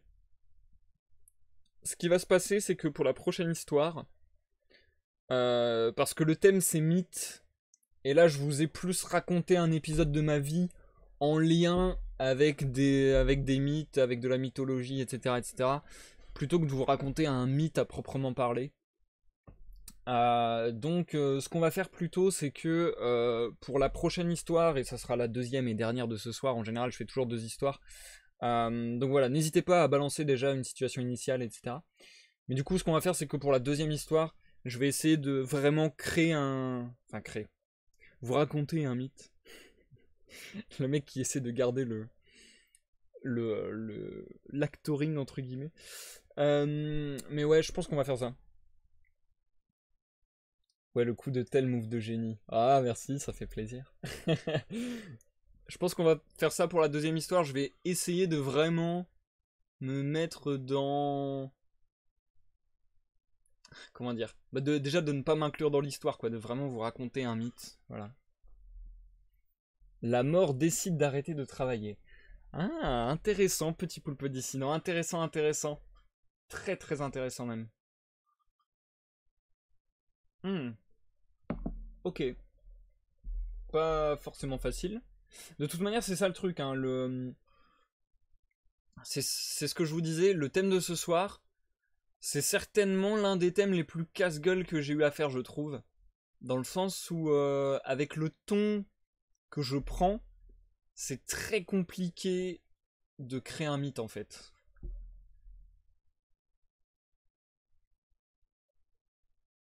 Alors, On a deux situations initiales.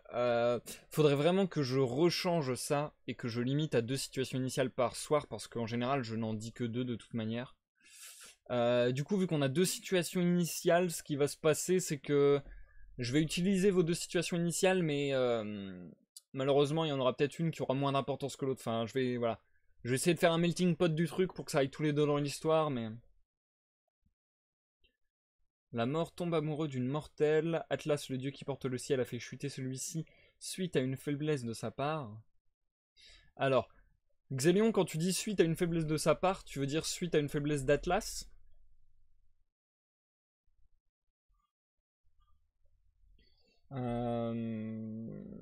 Ok.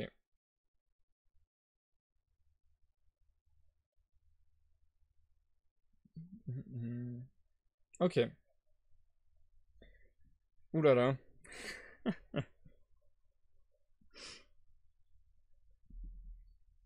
Je vais essayer de faire un truc. C'est vrai que Loon, elle met tout le temps des histoires d'amour, j'ai remarqué aussi. Je vais essayer de vite fait regarder Atlas parce que je vous avoue que du coup de faire référence à des choses très précises comme ça, genre je connais vite fait mais...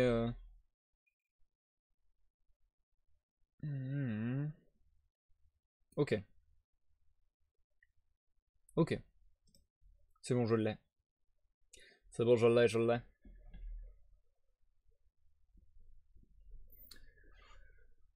Ok, ok, ok. On va pouvoir partir là-dessus, du coup.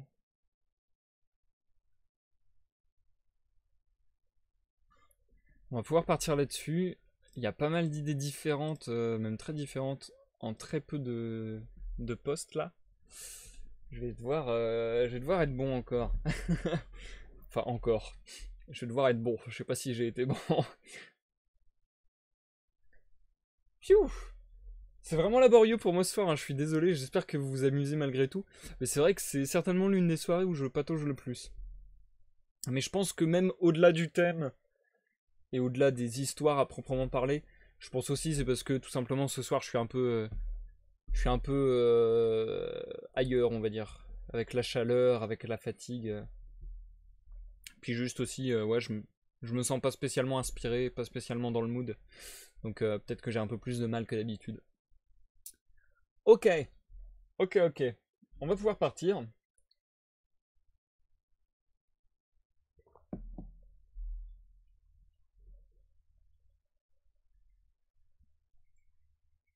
Ça me rappelle une histoire, ce que vous me racontez Xélion et Petit Poulpe Dissident, et Loon également. De toute manière, tout ce que vous me racontez là sont des histoires imbriquées les unes dans les autres. Alors je sais pas si vous connaissez ce mythe. Je pense que vous connaissez en partie le mythe. Je pense que vous connaissez la partie du mythe où Atlas a été puni suite à la guerre contre les Titans. A été ouais, condamné entre guillemets à porter le ciel sur ses épaules. Ça, je pense que c'est une figure mythologique assez connue pour le coup. Euh, Donc voilà, ça, je pense que vous connaissez cette partie de l'histoire, mais elle ne s'arrête pas là. En tout cas, c'est peut-être une autre histoire, mais qui implique également Atlas, puisque Atlas qui... Enfin, c'est très bizarre ce que je vais vous dire, mais Atlas a laissé sa place un jour. Il a dû laisser sa place pour une très bonne raison, c'est que il a été jugé incapable de maintenir le ciel en place, puisque un jour, il tombe sur ses pieds, il tombe sur sa masse, il tombe sur son corps musculeux d'épuisement. Et soudainement, le ciel se rapproche. C'est comme si le ciel tombe sur la, enfin comme si le ciel tombait sur la tête des gens. D'ailleurs, l'expression le ciel nous tombe sur la tête date de là. Euh, et en fait, ce qui s'est passé, c'est que tout simplement, il était à bout, il était totalement épuisé. Totalement épuisé. Et d'ailleurs, ce sont des phénomènes qu'on a revus fréquemment, puisqu'il y a eu de nombreux porteurs de ciel en fait. Il y a eu Atlas, mais il y en a eu aussi d'autres, je vais vous en parler dans quelques instants, mais il y en a eu aussi tout un tas d'autres, et c'est justement un phénomène rare qu'on observe parfois, mais c'est notamment, par exemple, le phénomène de, comment on appelle ça, de superlune, c'est ça? Je crois que c'est ça, hein. Vous savez, quand on voit la Lune vraiment en gigantesque, comme si elle s'était approchée énormément du ciel, en vérité, c'est justement très souvent quand un porteur de ciel défaillit un petit peu. Et en fait, du coup, forcément, il maintient le ciel moins haut, et donc les étoiles, la Lune semblent être beaucoup plus proches soudainement. Et donc voilà, ça c'est quelque chose qui arrive, j'ai envie de dire, relativement fréquemment, une petite faiblesse, mais en général, voilà, ils se reposent, ils se préparent à se relever, et puis hop, ils reprennent leur fardeau, même si, comme je le disais, parfois il y a des changements. Là, en l'occurrence, c'est vraiment d'un changement dont je vais vous parler, puisque je vais vous parler du changement d'Atlas pour son pour son successeur, pardon. Petite particularité, cette fois-ci par contre, c'est que d'habitude, c'est arrangé. C'est-à-dire que d'habitude, d'ailleurs certainement suite à cette histoire avec Atlas, ils ont pris les leçons de cet événement, je pense, pour arranger entre guillemets un cycle avec une vraie succession. Voilà, il y a vraiment, c'est très codifié. Si je dis pas de bêtises d'ailleurs, il me semble que c'est quelque chose. Je sais plus si l'événement, si le phénomène s'appelle vraiment la super lune. Je crois que c'est ça, hein. Mais je crois que c'est quelque chose du style toutes les 100 super lunes, on doit changer de porteur ou un truc comme ça. Enfin voilà, c'est très codifié maintenant pour éviter tout souci. Mais à l'époque, ça l'était pas forcément. Et à l'époque, ce qui s'est passé, c'est que Atlas est littéralement tombé d'épuisement. Il a eu une faiblesse, comme disait Xélion tout à l'heure. C'est-à-dire que vraiment, il avait beau sentir ses forces le quitter et essayer de se reposer avant de peut-être redonner un coup et puis de faire remonter tout ça. Il n'y arrivait pas. Et donc est arrivé un phénomène gravissime. Gravissime, puisque en fait le ciel est tombé si bas qu'il a écrasé, littéralement, le ciel est tombé sur la tête, littéralement, de toute la population mondiale. C'est-à-dire que littéralement, le peuple a été écrasé physiquement par le ciel. Chose plus problématique encore, certains astres, certaines étoiles, la lune, le soleil même, et d'autres, c'est-à-dire certaines planètes, etc. Enfin voilà, des objets spatiaux se sont effondrés sur Terre, et ça a provoqué, vous vous en doutez, une vague de morts incroyable, puisqu'il y en a qui ont été littéralement écrasés, littéralement écrabouillés, éliminés en quelque sorte. Et donc, la mort ne pouvait pas accueillir tant d'âmes soudainement. C'est-à-dire que la mort n'avait pas les moyens physiques, si je puis dire, parce que voilà, on parle de sujets un petit peu éthériques, éthérien, je sais pas comment on dirait ce qui se rapporte à l'éther. Enfin bon bref. On parle de choses un petit peu abstraites, un petit peu diffuses comme ça. Donc, je vais pas vous expliquer dans le détail parce que je ne serais peut-être même pas moi capable de comprendre tout cela. Donc encore moins de l'expliquer. Mais disons que dans le monde d'énergie, il y a eu un basculement grave, il y a eu un point de rupture insoluble. C'est-à-dire que il n'était pas possible que toute la population meure soudainement. C'est d'ailleurs ce qui est arrivé aussi précédemment pour les dinosaures. Sachez que les dinosaures, Bon, ça c'est un autre mythe qui explique très bien l'évolution. Enfin voilà. Alors bien sûr, il y a des tonnes de théories, hein. Vous croyez celles que vous voulez, et les mythes ne sont pas forcément faits pour être crus, hein. C'est à vous de voir après ce que vous picorez là-dedans, etc. Mais c'est déjà arrivé avec les dinosaures que le ciel leur tombe sur la tête. Mais là, c'était encore autre chose qu'Atlas, c'était tout simplement puisque à l'époque, le grand créateur avait juste laissé tomber ça sans faire exprès. Il avait vite ramassé, ce qui avait permis à quelques personnes de survivre. Donc ça n'avait pas été outre mesure gênant. Là, c'était vraiment gênant puisque la mort était incapable de gérer autant de morts. La mort en était incapable, si bien qu'elle a décidé d'arrêter de travailler. C'est même presque pas qu'elle l'a décidé, c'est qu'elle a été contrainte. C'est-à-dire que c'est limite du chômage technique, quoi. Toute la création a dû se réorganiser par rapport à cet événement. Et ce qui s'est passé du coup, c'est que on a créé des chimères, des sortes de chimères. On a fait appel pour cela à Cairo, puisque Cairo était justement... Alors lui, il est beaucoup moins connu pour le coup, je pense pas que vous le connaissiez forcément. Mais Cairo, c'est le... C'est le... C'est le... Comment appeler ça? Le créateur d'étoiles, enfin c'est... Je sais même pas vraiment comment décrire ça. Je n'ai plus les termes précis de comment il est décrit. Mais grosso modo, l'image populaire de Cairo, si je peux vous la représenter rapidement, c'est un espèce de... C'est un espèce de cuisinier avec voilà, des ingrédients, des condiments, des sacs de matières diverses, des petits ustensiles, alors très rudimentaires, hein, couteau, marteau pilon, voilà. Et une sorte de baguette qui ressemble en fait presque à une baguette magique, et un espèce de chaudron géant.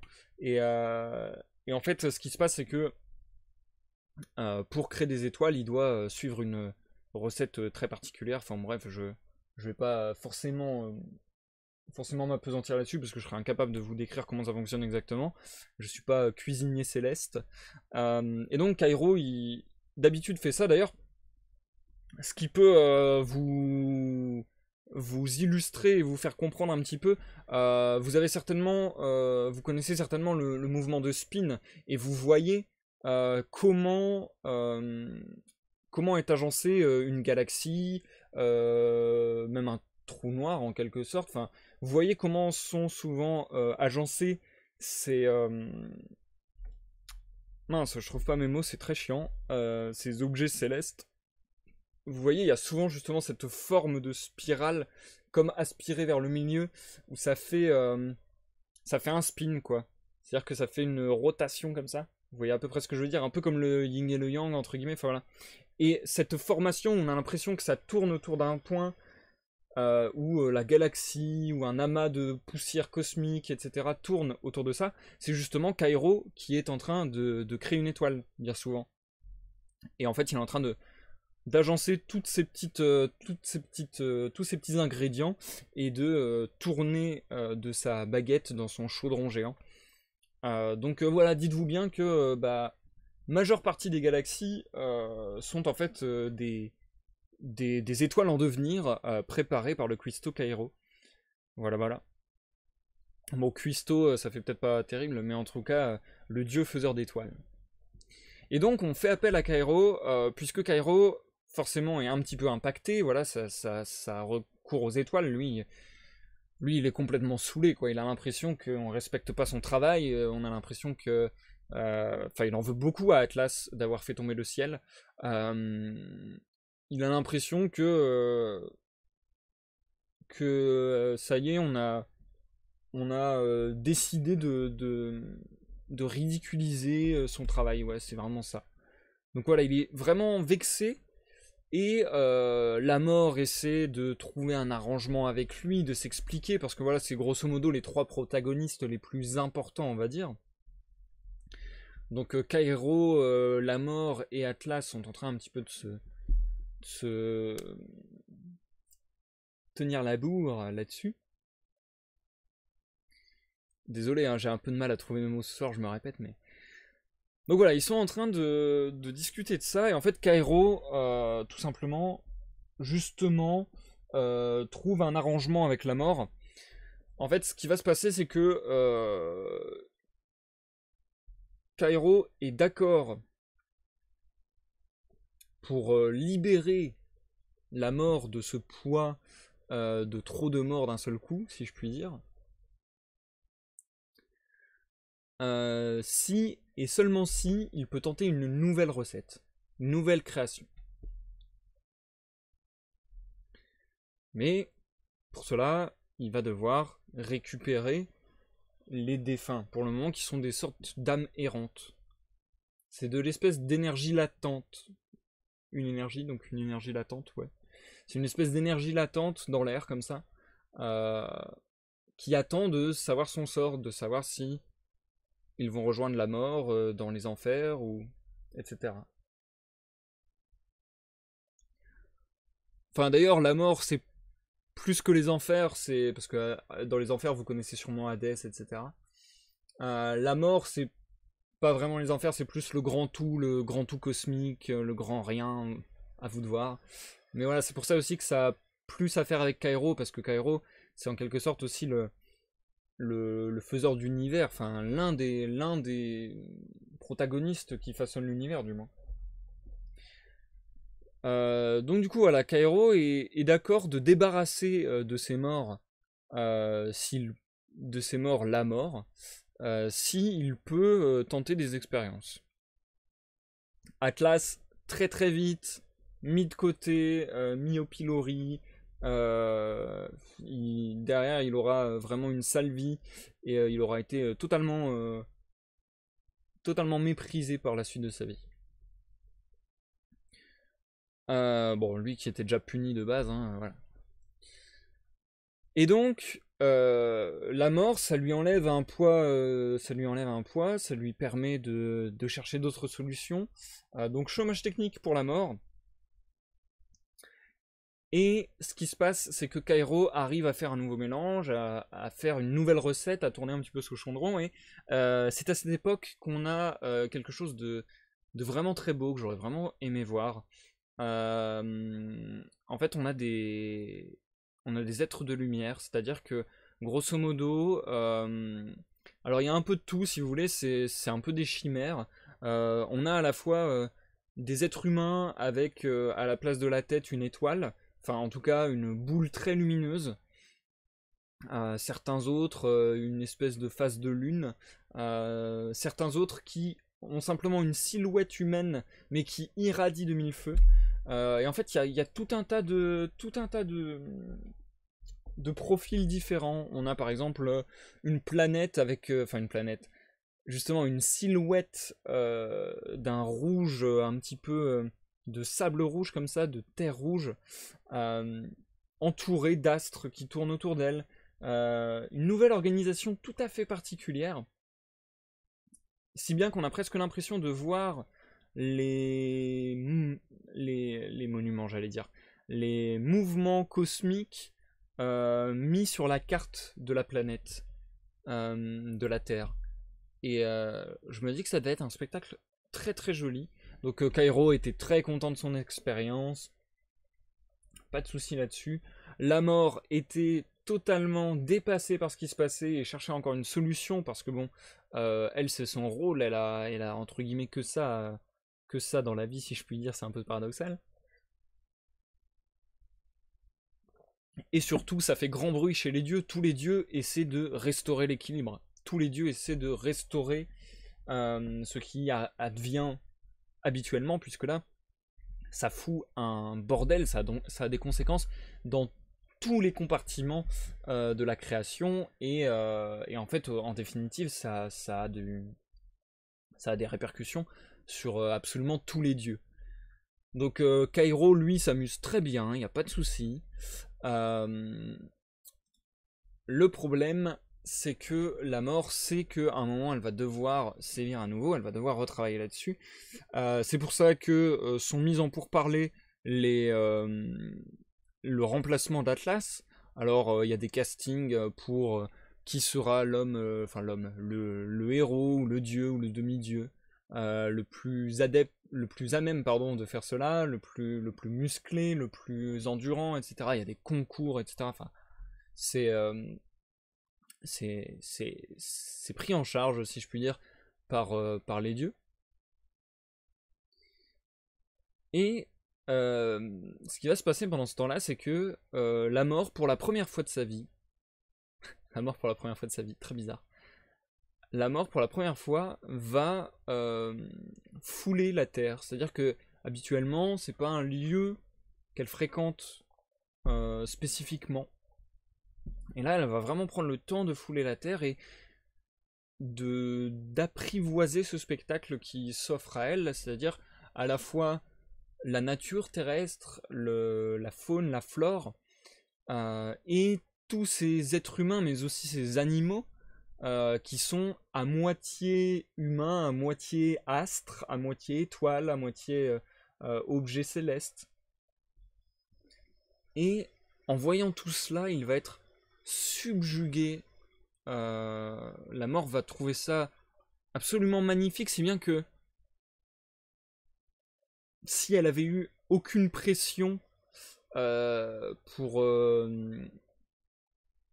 se remettre au boulot, j'ai envie de dire, je pense que jamais elle n'aurait voulu que les choses changent. Et pourtant, puisque dans les mythes tout semble incroyable, il finit par tomber sur une femme magnifique, une femme d'une beauté incroyable, une femme que même Aphrodite ou tout autre dieu de la beauté et de l'amour de quelque mythologie que vous puissiez connaître aurait pu être jalouse. Il tombe sur une femme parmi tous ces êtres stellaires qui n'a pas été touchée par le ciel sur la tête, puisque elle vivait dans une maison troglodyte, dans une grotte qui allait loin sous terre, et que lorsqu'elle retourna à la surface, elle découvrit ce spectacle avec effroi, ne comprenant absolument pas ce qui lui arrivait, et surtout n'étant plus capable de comprendre les autres et d'être compris par qui que ce soit d'autre. C'est-à-dire que, certes, les êtres stellaires étaient magnifiques, mais ils communiquaient et ils vivaient ensemble sur un autre plan soudainement. Et voici cette femme complètement seule, complètement laissée à elle-même dans cette foule étrangère. Et ce qui a peut-être plu à la mort aussi, c'est le côté de cette femme qui n'est pas tombée sous les sanglots, etc. C'est-à-dire que elle avait quand même une posture altière et elle se tenait bien droite et elle avait des larmes qui coulaient le long de ses joues, mais elle n'était pas le visage crispé, en train de grimacer, etc. Et voilà. Elle acceptait l'état de fait. Elle était triste, certes. À la fois, elle admirait la beauté de tout ce qui l'entourait, et à la fois, elle comprenait la solitude dans laquelle elle était plongée, et elle serait plongée a priori à tout jamais. Cette femme se nommait Valana d'ailleurs. Et la mort, qui a été subjuguée par toutes les beautés des êtres stellaires, allez savoir pourquoi, fond complètement pour Valana. Le voici totalement épris de Valana, totalement. En fait, je pense qu'il est entré qu'il est entré en empathie de Valana, tout simplement parce que il connaissait ce sentiment, enfin la mort connaissait ce sentiment d'être seul au monde, d'être hors de tout. C'est même plus de la solitude à ce niveau-là, c'est être hors de tout parce que on n'appartient pas au même plan que tout ce qui nous entoure. Et donc je pense que c'est ce qui a touché la mort en son fort intérieur, et c'est ce qui a fait que la mort a petit à petit pris contact avec Valana et l'a petit à petit emmené doucement dans son monde, dans sa presque dimension, j'ai envie de dire, dans sa zone vibratoire, dans sa dimension vibratoire, dans sa couche de réalité. Puisque, petit à petit, la mort et Valana, à force de discussion, ont fini par se retirer, et Valana est devenue la femme de la mort. Ils se sont retirés et après les castings pour retrouver un remplacement à Atlas, ont pu reprendre leur travail puisque il a été demandé à Kylo de terminer son ouvrage, donc de terminer ses recettes acadabrantesques. Non, mais d'habitude j'arrive toujours à le dire. Abracadabrantesque. Et donc, la mort, au final, n'a jamais eu autant de travail puisque avant de faire un soft reboot, c'est bizarre que je l'exprime comme ça, mais c'est la seule solution qui a été trouvée par les dieux. Avant de faire, entre guillemets, un reboot de la société et recommencer, pour pouvoir tout simplement rééquilibrer le monde et l'univers, il a été demandé à la mort qui n'en avait plus l'envie, mais qui, à la fois, était poussé par Valana à détruire, entre guillemets, ce qui l'a rendu triste.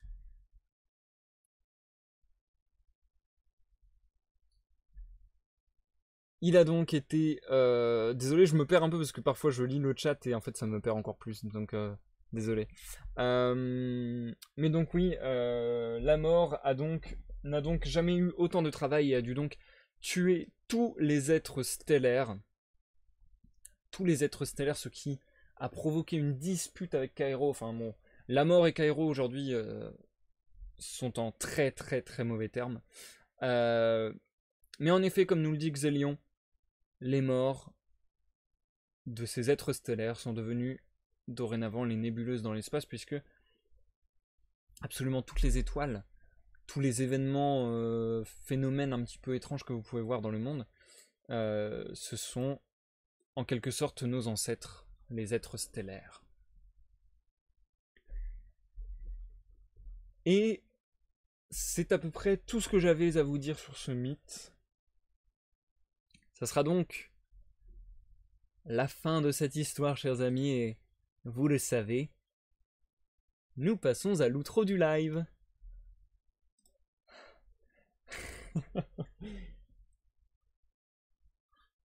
Bon, j'ai fait une histoire très courte, je suis désolé.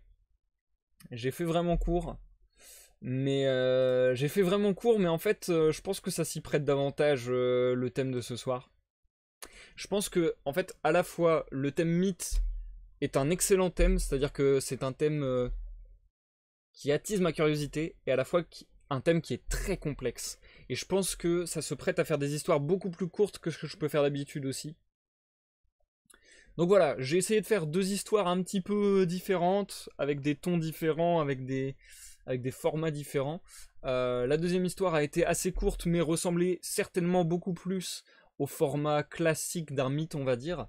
Donc voilà, j'espère que vous avez réussi à peu près comprendre tout ce que je voulais exprimer ce soir, parce que j'avoue que je me répète encore, mais ça a été vraiment compliqué pour moi ce soir, ça a été vraiment laborieux. Après, je me répète toujours, mais c'est quelque chose dont je vous avais prévenu. Le concept de cette émission est un petit peu expérimental. C'est-à-dire que c'est vraiment... je me lance sans filet, entre guillemets. Et donc, je m'y attends tout à fait à ce que parfois il y ait des grosses fulgurances et des grosses réussites. Et que parfois, au contraire, ça soit la page blanche et peut-être beaucoup plus laborieux. Alors ce soir, voilà, je pense que ce soir c'était un peu plus dur du fait du thème, du fait de mon état général, on va dire. Mais j'espère que malgré tout cela, les histoires que je vous ai contées ce soir vous auront plu, vous auront fait vibrer, rire, ce que vous voulez, mais du moins intéressé. En tout cas, moi, ça m'a fait bien marrer. Ça m'a fait bien marrer, j'ai beaucoup aimé, même si je me répète, mais c'est parce que voilà, on est toujours jamais, enfin, on est toujours jamais, ouais. On n'est jamais satisfait de ce qu'on fait, hein, n'est-ce pas? Mais voilà, c'est vrai que je trouve que c'était laborieux ce soir, c'était compliqué, mais ça va. Il y a un petit charme aux histoires que j'ai inventées, je trouve, qui est assez.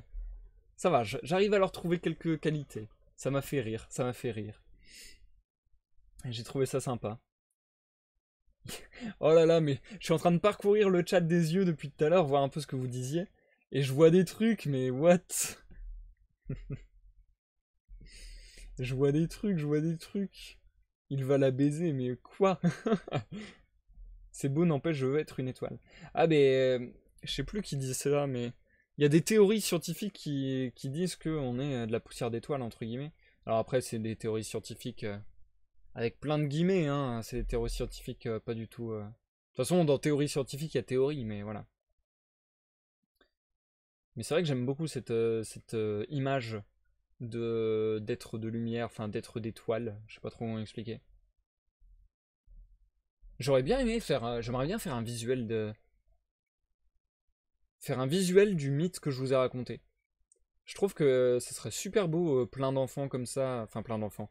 Je dis enfants parce que je pense à quelque chose en particulier, mais ça serait bien plein d'êtres vivants, en fait, même des animaux, avec en même temps des étoiles et tout. Et je pense à ça parce que c'est quelque chose que je connais, c'est quelque chose que fait, alors, si je dis pas de bêtises, c'est Pika Lily, c'est une tatoueuse, et justement elle a un concept qui s'appelle les enfants perdus, je crois. Et à chaque fois, elle fait plein d'enfants qui, à la place de la tête, ont un objet. Et il me semble qu'à un moment, elle avait fait un enfant planète, je crois. Qui, à la place de la tête, avait une lune, je crois, peut-être même, je sais plus. Enfin voilà. Je trouvais ça vraiment, vraiment beau comme image. Et un monde entièrement peuplé d'êtres stellaires, comme je disais tout à l'heure, je trouve que ça serait vraiment classe. J'aimerais beaucoup.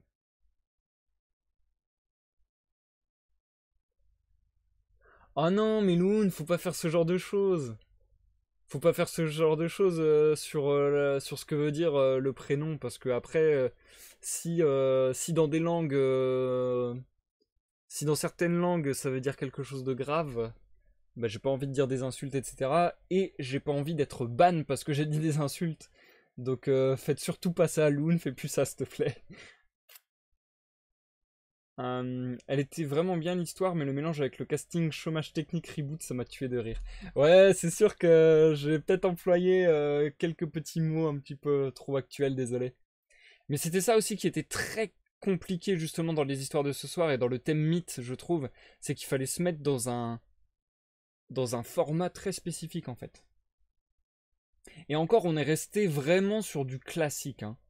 On est vraiment resté sur du classique, on est vraiment resté sur du Égypte et Grèce. On aurait pu faire des choses beaucoup plus complexes, beaucoup plus absurdes aussi. Euh, je m'attendais à ce que ça parte beaucoup plus en couille que ça. Mais après, selon vos suggestions, ça a été beaucoup raccordé à des choses qui existent. Et puis ouais, j'ai mis la Rome antique dès le début, enfin la Rome Égypte antique, dès le début, qui est une private joke d'une discussion qu'on a eue précédemment sur un autre live. Donc voilà. Mais ouais, c'est vrai qu'on aurait pu s'éloigner beaucoup plus, on aurait pu faire des mythes à la Cthulhu en fait, avec des dieux anciens ou des trucs comme ça, enfin ça aurait pu partir dans vraiment tous les sens. On est des cobayes, nous dit les coups de porte. Non, c'est moi qui suis le cobaye. La deuxième histoire était cool. Ah bah dis tout de suite que la première était nulle, Loon, merci.